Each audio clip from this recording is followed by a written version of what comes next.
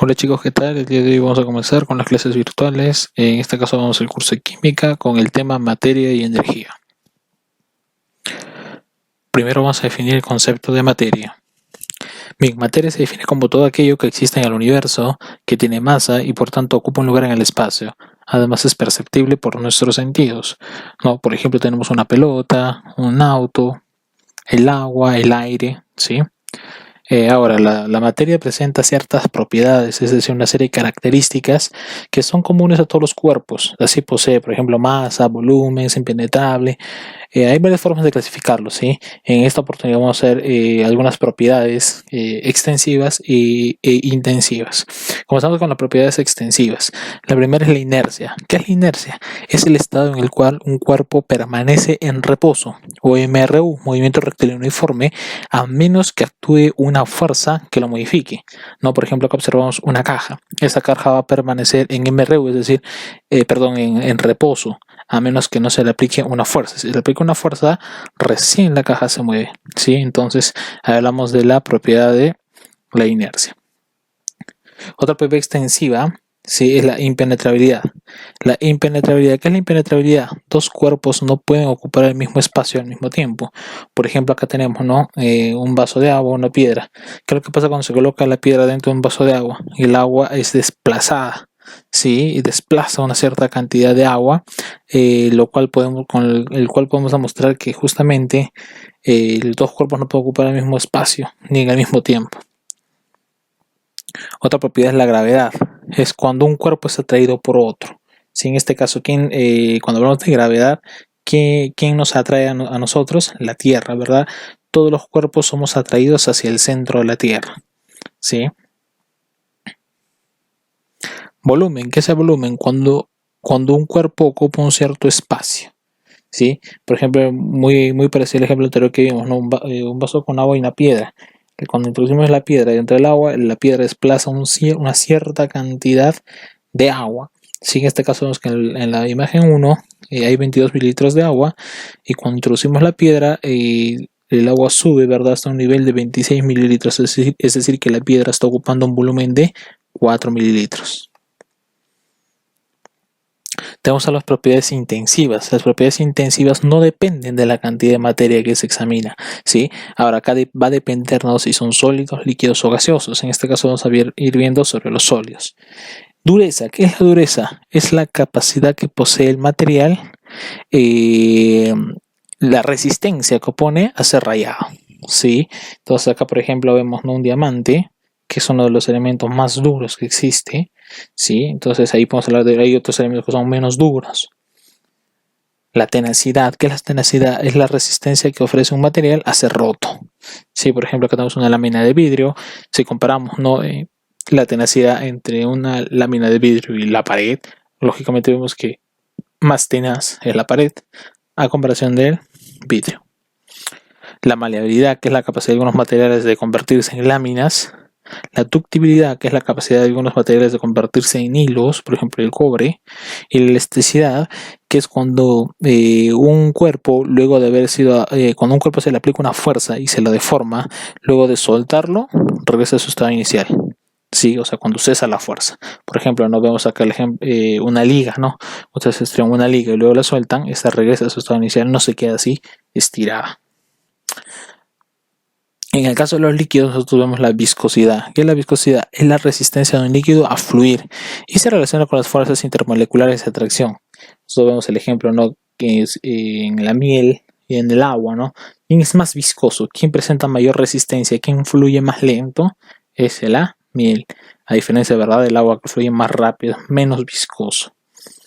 Luego tenemos la tensión. La tensión es la fuerza que ejerce la copa de un líquido para mantener el equilibrio en fuerzas externas, ¿no?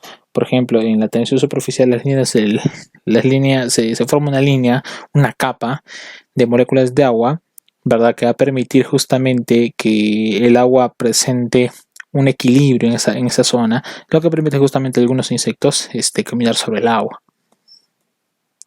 En el caso de los gases, presenta la propiedad de la compresibilidad, ¿sí? ¿Qué es la compresibilidad? Es la acción de tener poca resistencia a ser aplastado. En el caso de los gases son muy compresibles, a diferencia de los líquidos. ¿Qué pasa si tú colocas, como ves en la imagen, un líquido dentro de una jeringa? Cuando tú presionas el émbolo, ¿qué pasa? El agua no se reduce, el volumen de agua no se reduce, muy poco, ¿verdad? Muy despreciable la cantidad que se comprime, ¿verdad? A diferencia de los gases, si tú colocas una jeringa con gas y presionas el émbolo, ¿qué es lo que va a suceder? El gas se comprime, porque son muy compresibles, modifican su volumen. Dentro de lo que son los fenómenos, ¿sí? Primero, ¿qué es un fenómeno? Son cambios, son transformaciones que experimenta la materia. Estos fenómenos pueden ser físicos o pueden ser químicos. Por ejemplo, cuando hablamos de rotura, ¿verdad? Cuando nosotros hablamos de un fenómeno físico, son aquellos que no va a alterar la estructura interna, es decir, solamente va a cambiar la forma y es un proceso reversible. ¿Sí? Por ejemplo, acá vamos en la rotura, cuando algo se rompe, si por ejemplo que estamos rompiendo el papel, ¿no? Con una tijera estamos partiendo el papel, ¿qué es lo que pasa? Se forman, van a quedar dos pedazos de papel, pero van a seguir siendo papel. Si es algo que no está cambiando su estructura interna, si sigue siendo papel, no cambia. ¿Es un proceso reversible? Claro que sí, se puede pegar o no. La dilatación, de la misma forma, la dilatación es un proceso mediante el cual algunos metales aumentan de volumen por acción de altas temperaturas. Lo que sucede, por ejemplo, en las redes del tren, hay un espacio que hay entre riel y riel, justamente para que cuando la temperatura sea muy elevada y estos metales empiezan a dilatarse, no choquen ni empiezan a deformar las reglas del tren. Sí, es lo que pasa en la dilatación, pero una vez dado este proceso de dilatación sigue siendo el metal, no cambia su estructura interna. Lo mismo en las mezclas, ¿verdad? Cuando nosotros empezamos a combinar varios elementos, por ejemplo, para una ensalada de frutas, las frutas siguen siendo la misma fruta, es una fresa, ¿no? Si yo pongo, por ejemplo, acá tenemos fresa, papaya, arándanos, frambuesas, moras, ¿no? Sigue siendo fresa, sigue siendo papaya, sigue siendo mora, no cambia, no se convierte a plátano, no se convierte a manzana. Entonces sacamos una mezcla que es un proceso, es un fenómeno físico. ¿Sí? Nosotros estamos haciendo una transformación, pero no estamos alterando su estructura interna. Sí, igual cuando la lanzamos, ¿no? Por ejemplo, el lanzamiento de bala, yo lanzo, muevo de una posición a otra posición algún objeto, pero sigue siendo ese elemento, en este caso sigue siendo la bala, no cambia su estructura interna.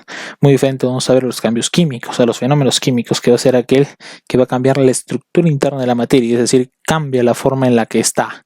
Si este es un proceso irreversible, ¿sí? Por ejemplo, nosotros tenemos la combustión de la madera o la combustión en sí, ¿no? Por ejemplo, acá tenemos un fósforo. ¿Qué pasa cuando el fósforo lo encendemos y luego se apaga?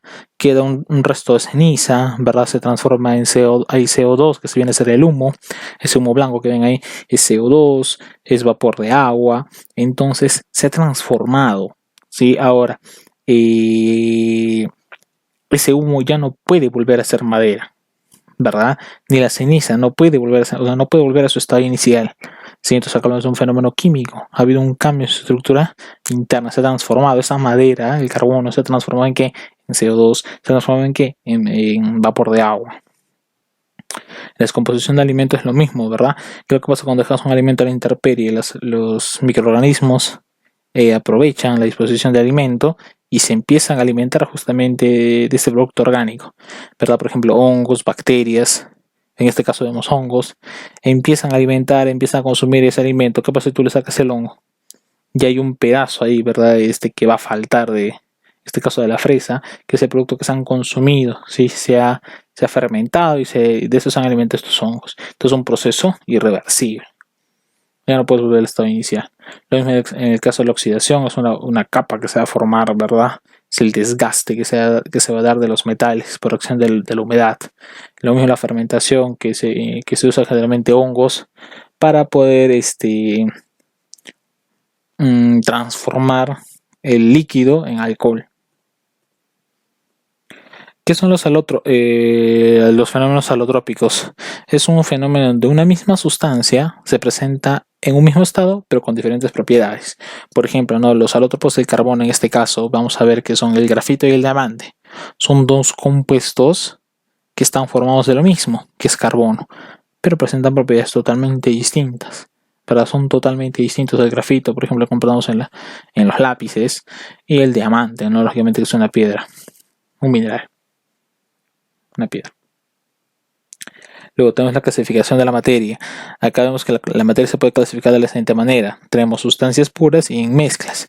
En el caso de sustancias, es la materia homogénea que está constituida por una sola clase de átomos o de moléculas y pueden ser sustancias simples o elementos y los compuestos. En el caso de las sustancias simples, nosotros acá observamos, por ejemplo, que las sustancias simples se suelen representar por símbolos y están constituidas por una sola clase de átomos, ¿no? Por ejemplo, el oxígeno, el azufre, como en este caso, la plata, el cobre, el oro, el mercurio, es decir, cualquier elemento de tu tabla periódica. ¿Sí? Los compuestos, y el compuesto es aquel que está formado por dos o más elementos diferentes. Sí, o también pueden ser iguales. Se representa por fórmulas y está constituido por moléculas. En este caso, por ejemplo, nosotros vemos el nitrato de cobre,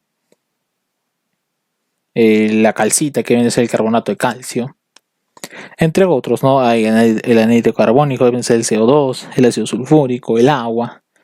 En el caso de las mezclas, una mezcla es la materia formada por dos o más sustancias que no reaccionan químicamente y participan en proporción variable. Cada sustancia conserva sus propiedades químicas, además no presentan fórmula y puede separarse mediante diversos procesos físicos.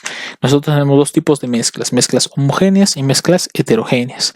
Dentro de las mezclas homogéneas son aquellas que físicamente toda su masa es uniforme, es decir, no vamos a poder distinguir por separado a las sustancias que la constituyen y aparenta un solo color, una sola fase, ¿sí? Como por ejemplo acá vemos, ¿no? Lo que viene a ser el agua marina, ¿no? El agua de mar en sí contiene sales minerales, hidrógeno, oxígeno, ¿sí? Oxígeno disuelto. Entonces, nosotros no en este vaso precipitado con agua marina no se puede observar, ¿verdad? Dónde están las sales minerales, porque es una mezcla uniforme, ¿sí? Lo mismo en esta moneda, ¿verdad? Que es una aleación. Acá hay diversos componentes, puede ser zinc, puede ser cobre, plata. Entonces, esos elementos no los podemos observar a simple vista, ¿no? Porque es una mezcla homogénea, es una sola fase, no se puede distinguir los elementos que la componen. En las mezclas heterogéneas, en cambio, son aquellas donde se pueden distinguir fácilmente dos o más sustancias constituyentes, ¿no? El ejemplo clásico es aquel cuando se mezcla agua con aceite, ¿no? Cuando mezclamos agua con aceite se forman dos fases. Se nota claramente que es agua y aceite, entonces ahí, por ejemplo, es una mezcla heterogénea. En este caso tenemos, por ejemplo, el zumo de naranja. ¿Qué pasa con el zumo de naranja? Se observan dos fases, ¿verdad? Una fase del agua, de líquida, y una fase donde está todo lo que es la pulpa. Cuando hablamos de energía, ¿ya? La energía es toda causa capaz de producir trabajo, ¿no? Hay diversas formas de energía, eléctrica, radiante, eólica, química, mecánica, etc. Nosotros vamos a hablar de dos principios, la ley de la conservación de la energía y la ley de la conservación de la materia. Sí, ¿qué te dice la ley de la conservación de la energía? La energía no se crea ni se destruye, solo se transforma. Y la ley de la conservación de la materia, ¿qué te dice? La materia y la energía son entes de la misma naturaleza. Se establece que la energía es materia altamente dispersada y que la materia es energía altamente concentrada. El total permanece constante en el universo. ¿Sí? Justamente, ¿no? Acá vemos un experimento que se hizo para comprobarnos justamente de que como dicen, ¿no? La energía no se crea ni se destruye, solo se transforma. ¿En qué se transforma? En materia. Y la materia no se crea ni se destruye, solo se transforma. ¿En qué? En energía. ¿Sí? Por ejemplo, en la figura 1 acá, en esta de acá, nosotros observamos, ¿verdad? Una balanza donde se ha equilibrado justamente unos kilos con papel. ¿Sí? ¿Qué hizo con este papel? Se le sometió ¿a qué? A combustión. ¿Sí? Una vez que se lo somete a combustión, ven cómo el equilibrio cambia, ¿verdad? Justamente porque había un cambio en este papel que se ha quemado y ha perdido materia. Pero si se dice que la materia no se crea ni se destruye, solo se transforma, ¿qué pasó? Acá estamos viendo que prácticamente desapareció materia, ¿verdad? Por eso la balanza ha cambiado, se ha movido. Entonces, ¿qué es lo que se hizo? En otra balanza se colocó igual, se equilibró kilos con un papel que se iba a poner por el mismo proceso, iba a pasar por el mismo proceso de combustión, pero se le agregó una campana. ¿Con qué fin? De que justamente esa materia que se está transformando en energía, lo que es acá también tenemos el humo, vapor de agua, se conserve, no se vaya, no se disperse, ¿sí? Y se le equilibró justamente también, acá ya vemos 3 kilos, ¿verdad? Se le equipara con este de acá, con la campana. Entonces, una vez que se somete a combustión, ¿qué es lo que pasa? ambos quedan igual, no se modifica. Entonces, una vez hecho este experimento, se comprueba justamente de que la materia no se queda ni se destruye, solo se está transformando. Bien, vamos a resolver algunos ejercicios del material de clase. Si este es de la página 24, tú puedes ir y revisarlo y resolver conmigo. ¿Sí? Bien, te dice la primera pregunta. No es materia. Ahí tienes gelatina, núcleo de la Tierra, aire, petróleo, tiempo. Recuerda que en un comienzo vimos el concepto de materia. ¿Sí? ¿Qué era materia? ¿Recuerdas qué era materia? Dijimos que materia era todo aquello que existe en el universo. Tiene masa y por lo tanto ocupa un lugar en el espacio. La gelatina ocupa un lugar en el espacio, tiene masa, sí. El núcleo de la Tierra también. El aire también ocupa, ¿verdad? Ocupa un lugar en la Tierra, que viene a ser la atmósfera. El petróleo también. El tiempo, no, ¿verdad? No, ¿verdad? Entonces el tiempo no corresponde al concepto de materia. Te pregunta, ¿es materia? ¿Verdad? ¿Qué te dice? ¿Agua? ¿El agua es materia? Sí. ¿El aire es materia? También. ¿La sombra? No, ¿verdad? La sombra no ocupa un lugar de espacio, no tiene masa. El tiempo tampoco. Entonces, ¿qué es tu respuesta? A y B. Agua y aire.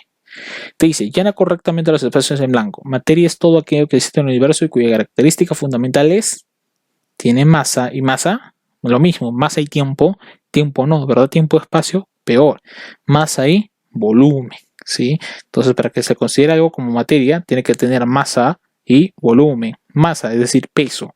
Volumen, que ocupa un lugar en el espacio. Te dice, se llama a la porción limitada de la materia cuerpo, ¿sí? Se llama cuerpo a la porción limitada de la materia. Señala una propiedad extensiva, te dice. Masa, ¿es extensiva? Sí, ¿verdad? Bueno, extensión, inercia, impenetrabilidad. Entonces, ¿cuáles son extensivas? Todas, ¿verdad? Extensión también se refiere a volumen. La propiedad por la cual todo cuerpo ocupa un lugar en el espacio es, dijimos, extensión, no, inercia tampoco, masa, ¿verdad?